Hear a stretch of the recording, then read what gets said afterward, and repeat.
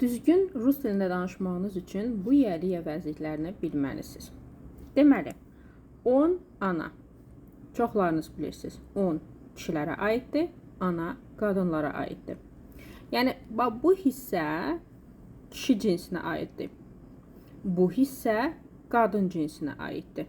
Tərcüməsi eynidir, ikisinə də aiddir. Deməli, on ana, o. Его, ее, onun. Mesela bu onundu demək istəyirsiniz. Düzdürmü? С ним, с ней, onunla. Без него, без нее, onsuz. У него, у нее, onda. Его, ее, onu.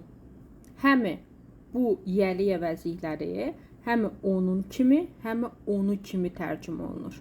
Məsəl üçün, mən onu dünən görmüşdüm, deyirsiniz. Ему, ей, ona. Yəni, dediyim kimi, gündəlik həyatda çox lazımdır.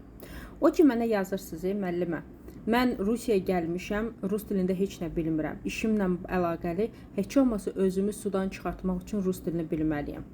Bunu deyirsinizsə, mütləq şəkildə həmən mənim bu danışıq kitabımı əldə edin. Çünki bu kitabın içərisində 3000-dən artıq cümlələr var. O cümlələr ki, sənə həqiqətən də gündəlik həyatında lazım olacaq.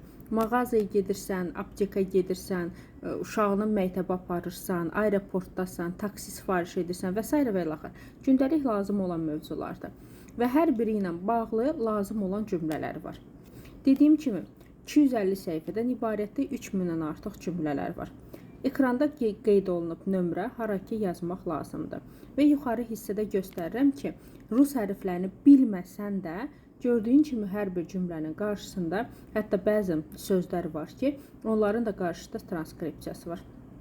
Ona görə rahatlıqla əldə et, sabah mənə sağ ol deyəcəksən. Və ekranda göstərdiyim kimi əldə edirsən, nömrə qeyd olunub və canlı yayımlara gəlirsən və əlbəttə ki, günü-gündən məqsədinə doğru yaxınlaşırsan.